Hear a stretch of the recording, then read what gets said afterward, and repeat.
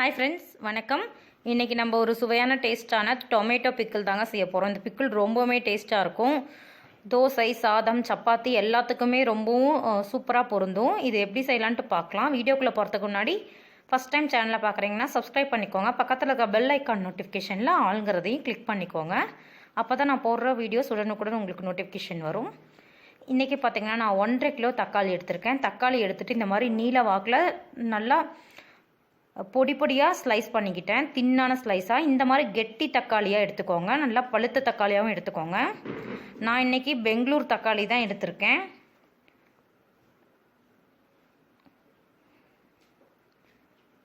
நல்லா ஸ்லைஸ் வந்து சின்ன சின்னதாக போட்டுக்கோங்க. அப்போ தான் நல்லாயிருக்கும் தின்னான ஸ்லைஸாக. இப்போ வந்து செய்ய ஆரம்பிச்சிடலாம். இதுக்கு பார்த்திங்கன்னா ஒரு பொடி ரெடி பண்ணிக்கலாம். அதுக்கு ஒரு மிக்சர் ஜார் எடுத்திருக்கேன். தக்காளி நல்லா வாஷ் பண்ணிவிட்டு அதில் ஒரு துணி வச்சு தொடச்சிட்டு கட் பண்ணிக்கோங்க. ஒரு மிக்சி ஜாரில் நான் கொஞ்சமாக கல்லுப்பு சேர்த்துக்கிறேன்.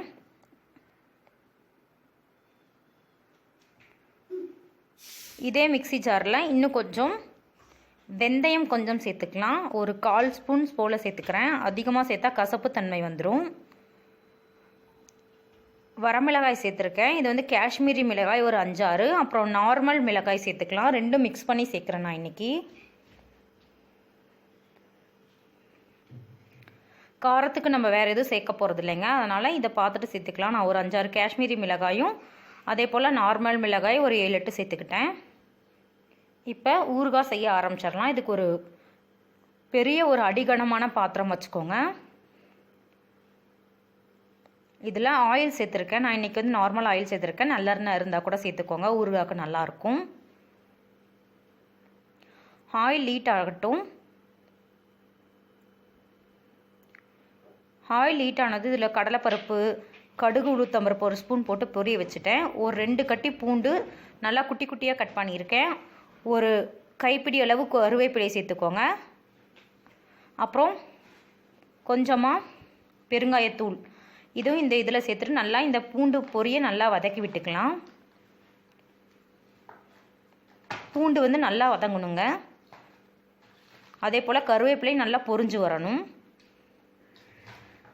இப்போ நான் தக்காளி சேர்த்துருக்கேன். 1.5 கிலோ தக்காளியை சேர்த்துக்கிட்டேன்.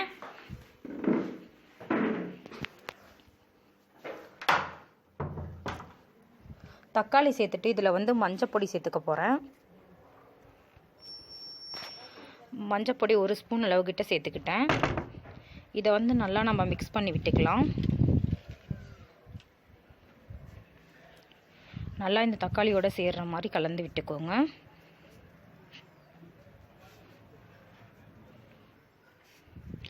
இது இப்படியே 1 நிமிஷம் போல் வதங்கட்டும். தக்காளியில் இருக்க தண்ணிலாம் பிரிஞ்சு வந்து தக்காளி இதுலேயே வெந்து வரட்டும். இப்போ இந்த ஸ்டேஜில் நம்ம அரைச்சி வச்ச பொடியெல்லாம் பாருங்கள். இந்த அளவுக்கு நான் அரைச்சிருக்கேன். ரொம்பவும் நைஸாக அரைக்கணுன்ட்டு இல்லை, கோர்ஸாக அரைச்சிக்கலாம். இப்போது இந்த பொடிகளை வந்து நம்ம இதில் சேர்த்துக்க போகிறோம்.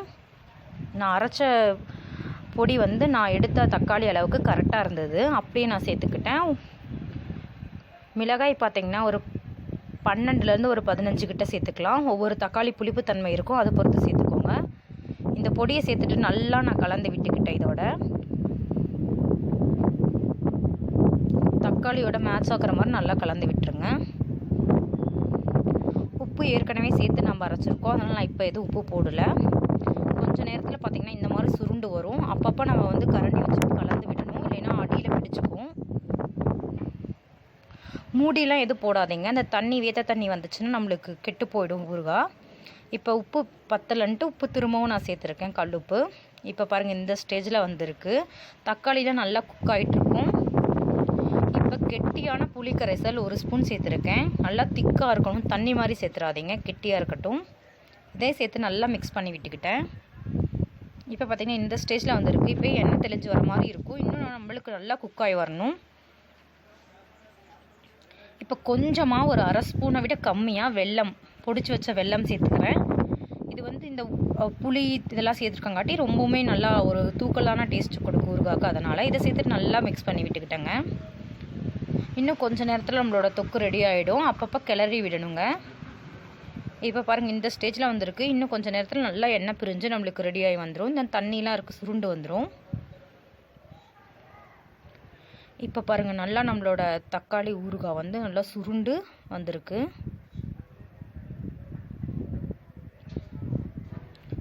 அந்த தண்ணி எல்லாமே இல்லாமல் நல்லா இந்த மாதிரி இருக்கும்.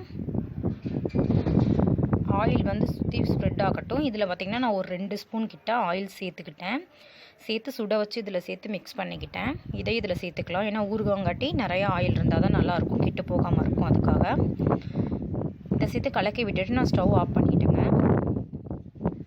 இது வந்து நல்லா நம்ம ஆற வச்சுக்கலாம்.